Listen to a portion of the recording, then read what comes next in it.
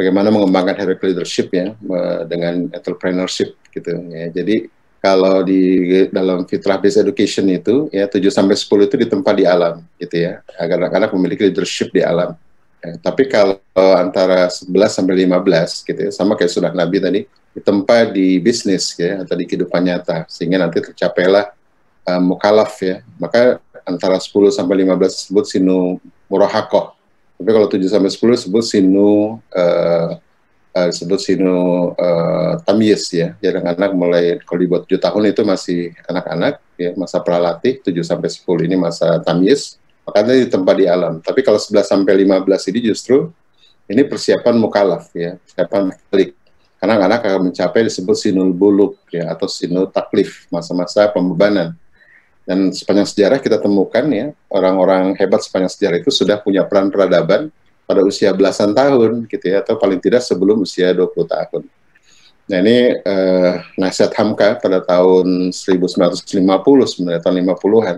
Katanya banyak guru, dokter, hakim, insinyur, banyak orang yang bukunya satu gudang, diplomanya segulung besar katanya. Tapi di masyarakat menjadi orang yang mati. Gitu ya, karena dia bukan orang masyarakat, hidupnya untuk mementingkan dirinya sendiri. Diplomanya untuk mencari harta, hatinya sudah seperti batu.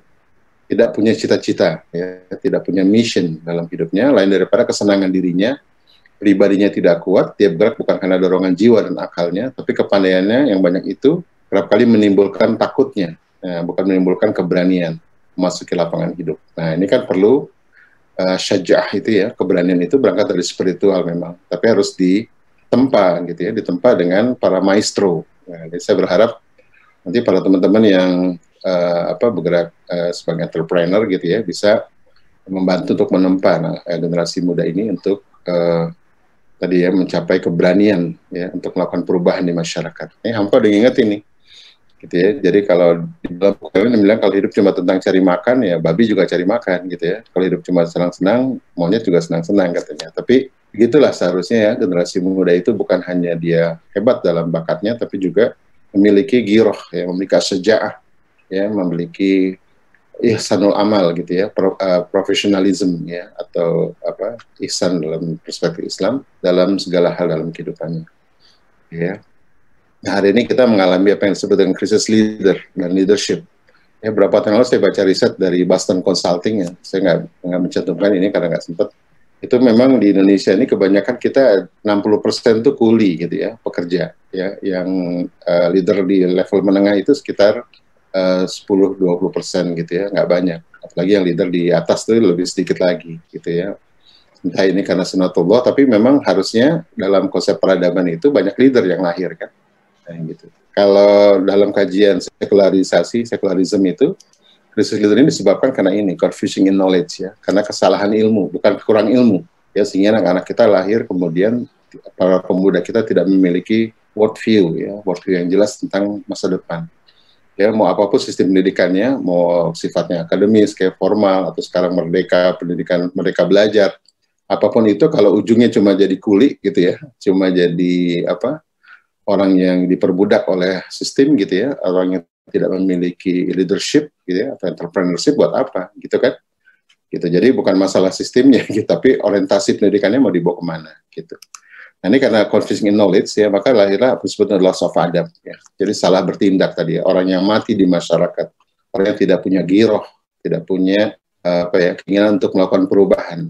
Karena iman itu nanti diukur dari seberapa kita berkontribusi bagi peradaban kan, seberapa anak-anak kita memiliki karya dan peran peradaban. Gitu.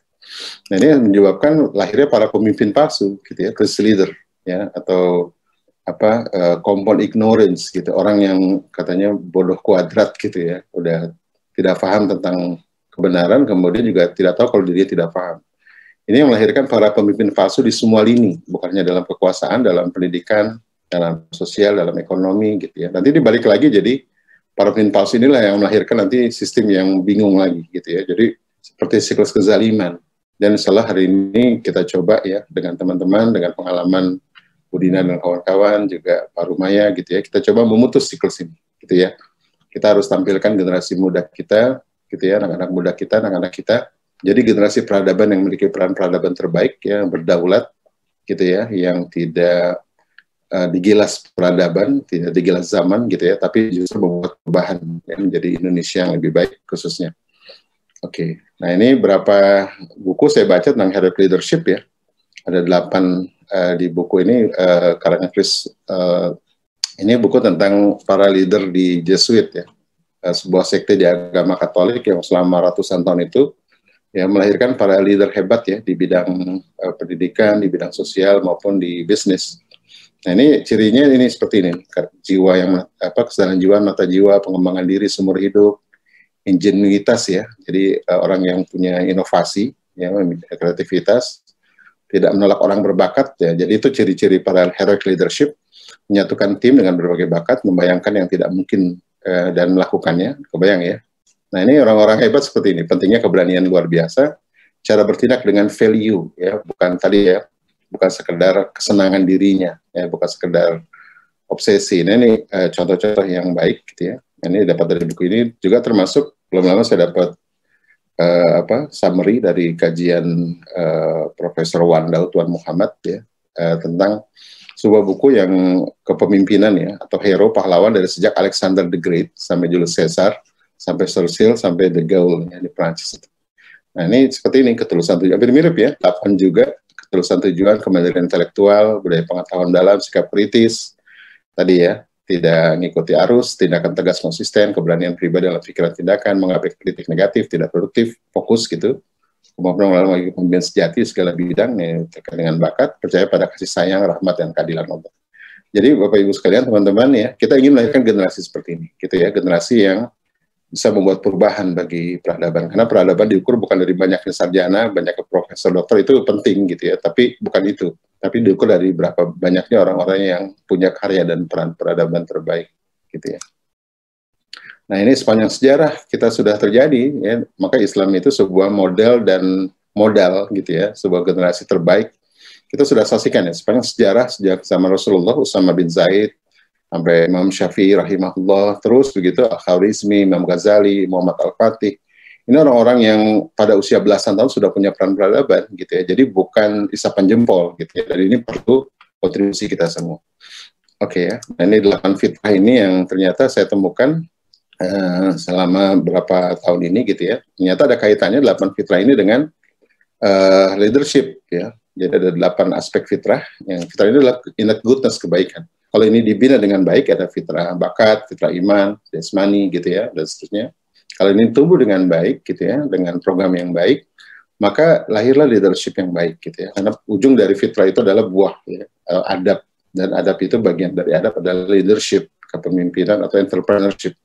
Maka ini cocok dengan buku Anthony Shafii ya, Dr. Anthony Shafii yang mengatakan ada 8 dimensi leadership Rasulullah gitu ya. Jadi 8 prophets leadership. Untuk fitrah iman ada leadership dalam dakwah, leadership dalam kesehatan, leadership dalam ethics, leadership dalam bisnis, entrepreneur. Nah kalau Rasulullah lengkap ya, Rasulullah lengkap dalam semua ini, beliau jadi leadership dalam 8 fitrah ini. Nah, anak-anak kita diharapkan setidaknya gitu ya, karena memang nggak mungkin meniru Rasulullah kan, ya, tapi setidaknya bisa mendekati gitu ya, ada memiliki leadership di semua bidang secara seimbang, termasuk di keluarga. Ya, leadership in family, leadership in social and politics ya, leadership personal, dan ini menempatnya di mana? Yang paling baik tempat menempa itu adalah dalam bisnis gitu ya, dalam entrepreneurship. Kayak kami mengundang nih para ayah bunda yang memang hari ini menjadi entrepreneur gitu ya, social planner gitu ya, untuk contribute ya bagi percepatan generasi. Karena learning curve itu, percepatan belajar itu hanya terjadi dengan adanya pemagangan tadi. Nah ini kehidupan Rasulullah, kalau kita lihat ya, saya cepat saja. Jadi 8 fitrah dalam kehidupan Rasulullah itu kalau kita perhatikan ya, 8 dimensi fitrah, keimanan, bakat ya, dalam intelektualitas, dalam seksualitas, dalam individualitas, Rasul tumbuh dengan paripurna dari usia sampai 40 tahun. Gitu ya. Kita lihat di sini kayak misalnya bakat ya, Rasul sudah mulai melihara hewan tuh pada usia dini bahkan gitu ya. Dan ini sekarang di riset bahwa melihara hewan itu bagian dari executive functioning. Ya, kemampuan untuk memfungsikan eksekutif, ya, kemampuan memimpin. Terus sudah mulai magang pada usia 12 tahun, sudah punya bisnis gitu ya. Dan kita berharap bukan hanya di bisnis, tapi dalam semua aspek ini anak-anak kita tumbuh ya dengan paripurna gitu ya. Karena nanti gimana ini akan melahirkan syaja'ah, keberanian. Ya, kalau bakat ini akan melahirkan performance. Kalau intelektualitas ini akan melahirkan innovation, ya, atau orang yang benar dalam bertindak, ya, karena berpikirnya benar. Secara seksualitas dia menjadi orang terbaik dalam rumah tangga. Secara individualitas dia orang yang hebat, ya, leadership, collaboration leadership, leader yang bisa berkolaborasi. Hari ini kita sulit menemukan leader yang bisa menggandeng banyak komunitas, ya, banyak umat Islam yang tercerai-berai dan seterusnya. Berikutnya adalah aesthetic language, ya, orang yang juga sensitif sama bahasa, apresiasi seni yang bagus, ya, yang bisa menghadirkan solusi dengan damai, harmoni, juga termasuk sehat secara fisik. Nah, kita berharap anak-anak kita seperti ini, ya, seperti Rasulullah. Ini kata Imam Ghazali, inilah jalan kebahagiaan. Oke. Nah, ini kehebatan tidak bisa diajarkan, namun ditularkan. Nah, ini tahapan kehidupan manusia sejak kecil. Ya. Tadi yang saya bahas ada 7-10 ini sinu tamyiz, 11-15 ini sinu murahakoh. Nah, ini masa-masa persiapan akil balik. Sampai kita berharap anak-anak kita sudah memiliki eksistensi, ya, atau peran peradaban atau dauril hadoriyah pada masa sinu buluk. Nah, jadi nggak atau sinu taklif, ya. Jadi nggak kelamaan sampai usia 40 gitu, ya. Kalau bisa sebelum 20 lah sudah tampil di pentas sejarah, insya Allah, ya. Kalau semua begitu, kita bisa bayangkan betapa dahsyatnya peradaban kita, gitu, ya. Bonus demografi itu bukan sia-sia, gitu, ya. Oke. Jadi bukan hanya melahirkan pekerja, tapi juga melahirkan orang-orang yang punya mission, ya, punya leadership. Nah, ini maka itu perlunya entrepreneurship, ya, tadi untuk menempa leadership. Nah, ini jadi kalau tahapan pendidikan fitrah seperti ini, ya, jadi 7-10 tadi ditempa di alam, 11-15 ditempa di kehidupan atau di bisnis, ya, kehidupan nyata. Tapi diharapkan sih sebelum 20 anak-anak kita sudah tampil, ya, bukan hanya jago dalam entrepreneur, dalam bisnis, ya, dalam skop yang kecil, tapi dalam skala yang lebih luas, itu membuat perubahan. Oke, nah ini pengaman bakat yang saya dapat dari sebuah riset, ya. Nah, urutannya seperti ini, ya, sampai nanti dari umur 10, lalu ada portfolio define, talent mapping assessment, ya, nanti Bu Lina akan ceritakan ini, desain kurikulum, terus develop network. Nah, ini stressingnya di sini, ya, bagaimana nanti kita bersama dengan Pak Rumaya membangun, bayangan saya sih, ya, FPM ini bisa membangun pusat pemagangan nasional, gitu, ya. Kita punya database, anak-anak kita bisa kita magangkan di mana, gitu, ya. Karena saya 17 tahun di dunia konsultan, ya, cara belajar terbaik itu magang, nggak ada lain, gitu, ya. Para fresh graduate itu kalau masuk di perusahaan consulting firm, itu pasti langsung ditempel ke para mentor, gitu, ya, atau para maestro di perusahaan. Maka dalam setahun, 2 tahun, ke 3 tahun mereka sudah jadi leader lagi dalam consulting, gitu. Nah, intinya memang kita perlu networking, kan. Tadi yang di pengantar video itu, umat Islam ini sebagai mutiara terserak, ya, maka kita sediakan mahkotanya, ya, agar mutiara ini bisa dipadu padankan dalam sebuah mahkota yang indah, ya, untuk kita persembahkan bagi umat. Oke, nah ini kita harapkan anak-anak kita 15-17 sudah mukalaf, ya, kemudian sudah memiliki production atau earn, atau kalau dalam bahasa Islam peran peradaban, gitu, ya.